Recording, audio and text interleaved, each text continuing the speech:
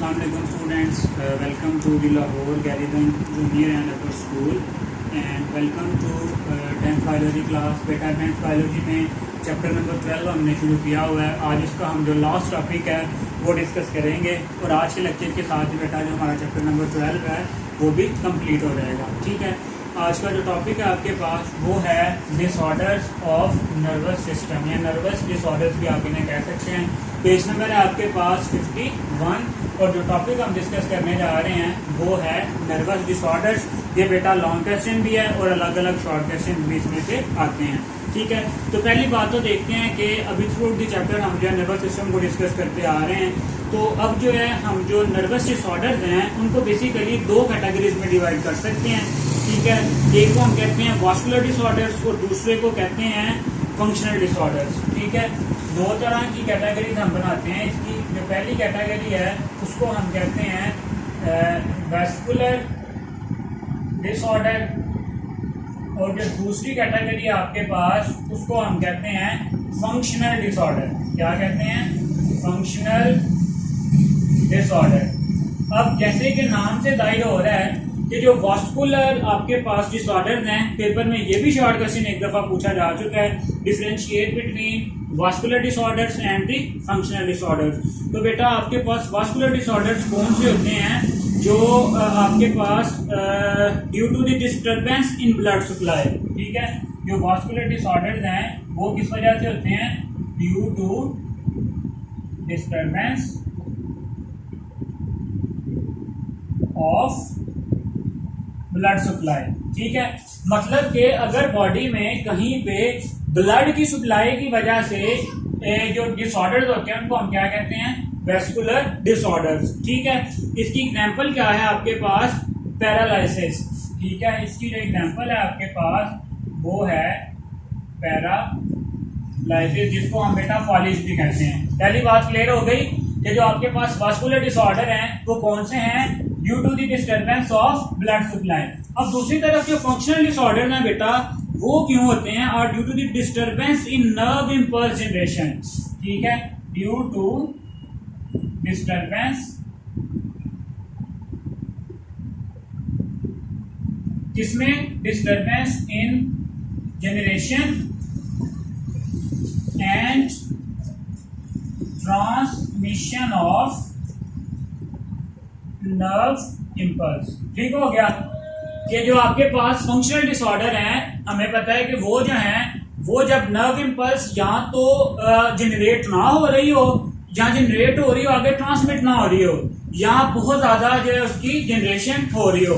दो तरह के disorder, vascular disorder on the basis of blood supply और जो दूसरे आपके पास फंक्शनल डिसऑर्डर हैं due to the disturbance in the generation and the transmission of the nerve impulse. अब इसकी जो एग्जांपल है आपके पास जो फंक्शनल डिसऑर्डर है वो है epilepsy.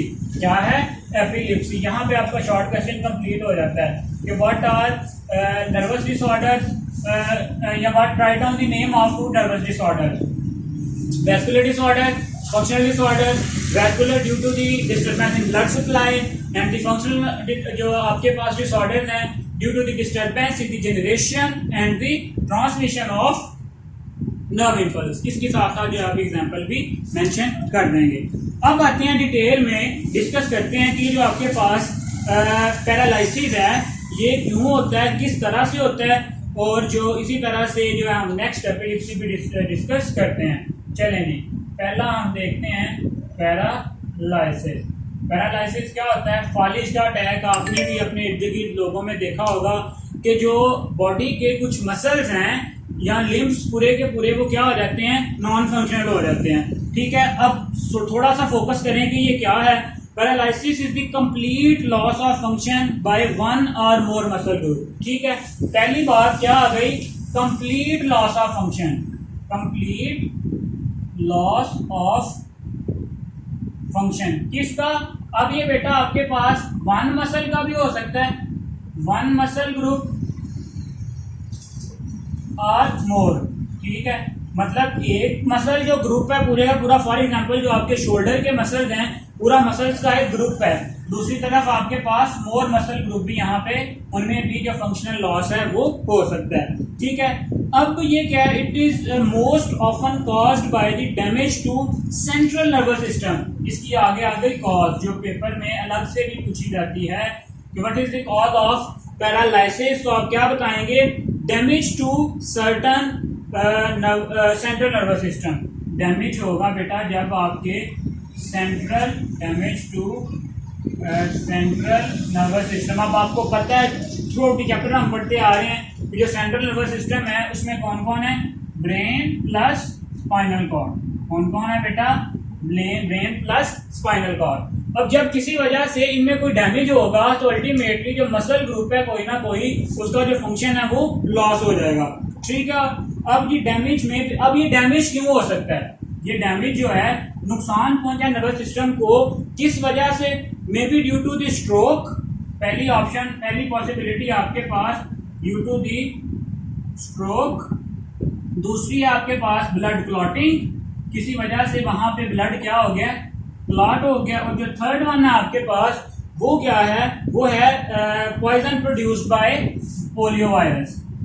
Poison produced by polio virus. तीन डैमेज हुआ। अब डैमेज भी तीन तरह से हो सकता है, या तो डायरेक्ट स्ट्रोक। अब स्ट्रोक क्या है, ये है बेटा आपके पास रप्चर इन ब्लड वेसल, मतलब जो ब्लड वेसल है उसका किसी वजह से रप्चर हो जाना, उसे लीकेज शुरू हो जाना। तो स्ट्रोक आपके पास क्या है, रप्चर, इसका rupture of blood vessel. Obviously हम बात करें सेंट्रल नर्वस सिस्टम की तो यहाँ वो ब्रेन में डैमेज होगी, यहाँ किसमें होगी, स्पाइनल कॉर्ड में। क्लियर हो गया, चलेंगे।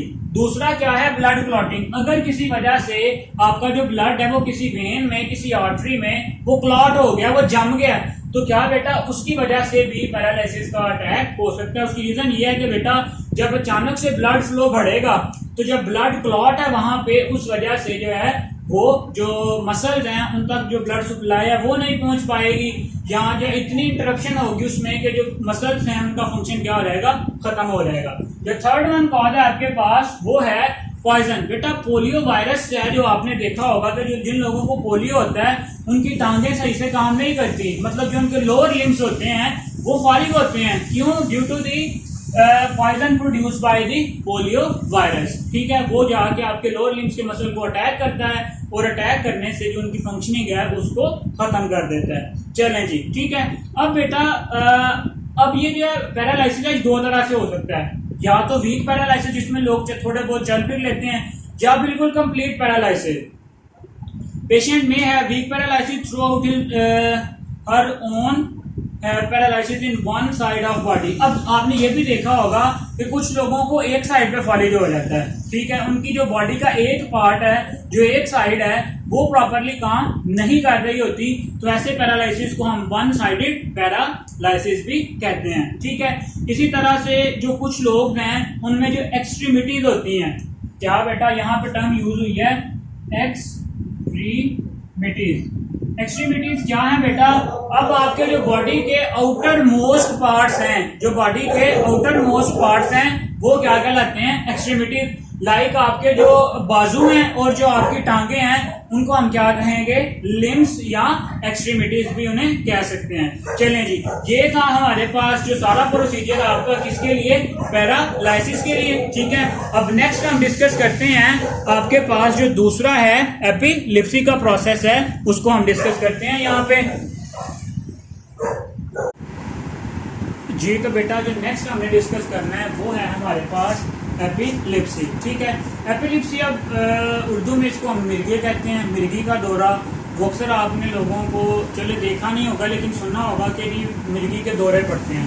उसमें बेसिकली होता क्या है आपके पास बेटा, कि जो पेशेंट है उसकी कंडीशन जो है वो आउट ऑफ कंट्रोल हो जाती है। ठीक है, उसका जो कॉन्शियस है, जो ब्रेन कंट्रोल है, वो कुछ देर के लिए खत्म हो जाता है, जिसको हम कहते हैं कि ये जी इस पर्सन को क्या लग रहे हैं, मिर्गी के दौरे जो हैं वो पड़ रहे हैं, या जो है मिर्गी के झटके लग रहे हैं। तो बेसिकली ये है कि आपके पास एबनॉर्मल और excess discharge of nerve impulse in brain. ठीक है, तो एपिलिप्सी क्या है कि ब्रेन में जरूरत से ज्यादा या जिसकी एबनॉर्मल, ठीक है, जो नॉर्मल नहीं है वो वहाँ पे नर्व इम्पल्स बहुत ज़्यादा क्या हो रही हैं, प्रोड्यूस हो रही हैं, कहाँ पे, इन दी ब्रेन। ठीक है, इसको हम क्या कहते हैं, एपिलेप्सी। फिर से देखें, एपिलेप्सी क्या है, आपके पास नर्वस डिसऑर्डर है जिसमें क्या होता है कि आपके पास जो नर्व इम्पल्स हैं ब्रेन में वो बहुत ज़्यादा प्रोड्यूस होती हैं, एबनॉर्मल और एक्सेस, दो पॉसिबिलिटीज हैं हमारे पास। अब बेटा इसके नतीजे में क्या होता है आपके पास, इट कॉजेस अनप्रोवोक्ड सीजर्स, मतलब ये आपके पास अनप्रोवोक्ड का मतलब होता है अनकंट्रोल्ड। सीजर्स आप झटकों को भी कह सकते हैं या सिचुएशन को भी कह सकते हैं। ठीक है, मतलब ऐसी सिचुएशन जो इंसान के कंट्रोल में नहीं होती। अब सीजर्स क्या है, abnormal state of brain which is marked by the convolutions. Convolutions कहते हैं झटकों को। आपने देखा होगा कि जो पेशेंट है उसको क्या लगते हैं, झटके लगते हैं, उसको हम क्या कहते हैं, सीजर्स। ठीक है, अब आते हैं इसकी कॉजेज पे। बेटा जो तो यंग पीपल हैं, जो नौजवान हैं 40 साल की उम्र से जो जिनकी एज कम है, उनमें ये जो एपिलेप्सी होती है ये जेनेटिक की रीजन से हो सकते हैं, डेवलपमेंटल, मतलब यहाँ तो किसी वजह से उनमें जेनेटिक कोई म्यूटेशन हुई है, उनके पेरेंट्स से जब उन्हें ये वो वाले जीन्स आए हैं वो किसी वजह से जो म्यूटेट हो गए और उसके नतीजे में उनको क्या है, एपिलेप्सी का डिसऑर्डर है। यहाँ डेवलपमेंटल, जब उनकी डेवलपमेंट हो रही थी उनकी मदर की बॉडी में, तो किसी वजह से जो है वो excessive discharge of nerve impulse वहां पे शुरू हो गया, या कुछ और फैक्टर्स हुए जिसकी वजह से उन लोगों में जो एपिलेप्सी है वो बाद में थोड़ा सा क्या होती है, अपीयर होती है। अब अगर 40 साल के बाद मोस्टली लोगों में बात करें जिनमें मिर्गी होती है, उनमें जो मोस्ट कॉमन रीजन है वो क्या है, ब्रेन ट्यूमर। उनके दिमाग में जो है वो ट्यूमर्स बन जाते हैं जिस वजह से एक्सेसिव जो नर्व इम्पल्सेस हैं वो ट्रांसमिट होती रहती हैं और जिसके नतीजे में क्या हो जाता है, एपिलेप्सी। ठीक है, इसी तरह से बेटा अगर इसकी और रीजंस की बात करें या कॉजेज की बात करें तो कहीं पे भी अगर आपको कोई हेड ट्रॉमा हुआ है, हेड पे कोई इंजरी आई है, उसके नतीजे में भी ये मिर्गी हो सकती है। और इसके अलावा जो है सेंट्रल नर्वस सिस्टम इन्फेक्शन, अगर आपके सेंट्रल नर्वस सिस्टम में ब्रेन में या स्पाइनल कॉर्ड में कोई इन्फेक्शन हो जाए तो वो भी जो है इसकी एक कॉज बन सकती है।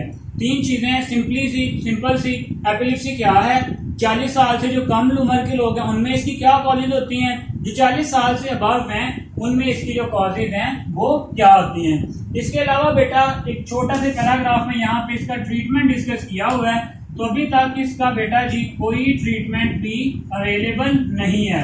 ठीक है, ट्रीटमेंट जो अवेलेबल है वो यही है कि हम क्या करते हैं, आपके पास एंटी कन्वल्सेंट्स देते हैं। क्या, एंटी कन्वल्सेंट्स, मतलब कि ऐसी मेडिसिन जो झटकों को रोक देती हैं। ठीक है, इसी वजह से हम इन्हें जो है एंटी एपिलेप्टिक ड्रग्स भी कहते हैं, एंटी एपिलेप्टिक ड्रग्स। ये भी आपसे पूछा जा सकता है कि what are the anti epileptic drugs या what are the anti convulsant drugs.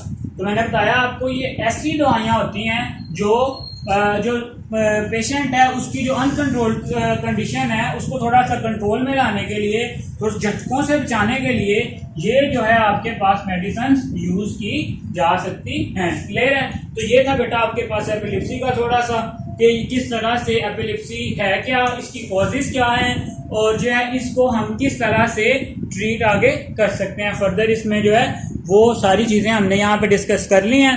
तो बेटा आज के लेक्चर जो हमने डिस्कस किया है उसमें हमने जो नर्वस डिसऑर्डर्स हैं उनको काफी डिटेल में देखा है। पहले हमने बताया है कि जो आपके पास नर्वस डिसऑर्डर्स हैं उनको हम दो कैटेगरीज में डिवाइड कर सकते हैं, वेस्कुलर डिसऑर्डर्स जो कि ब्लड सप्लाई की डिस्टर्बेंस की वजह से होते हैं, और दूसरी तरफ है आपके पास फंक्शनल डिसऑर्डर्स जो कि आपके पास जो है disturbance in generation and the transmission of the nerve impulse. Clear है, इसके साथ हमने जो है फिर डिटेल में देखा है कि पैरालिसिस क्या है और एपिलेप्सी क्या है। बेटा इसी के साथ जो हमारा चैप्टर है वो भी कंप्लीट है। एक्सरसाइज को खुद से सॉल्व करने की कोशिश करें। अगर कोई क्वेश्चन है तो बेटा वो कमेंट्स में जो है आप वहां से पूछ सकते हैं। अल्लाह हाफिज।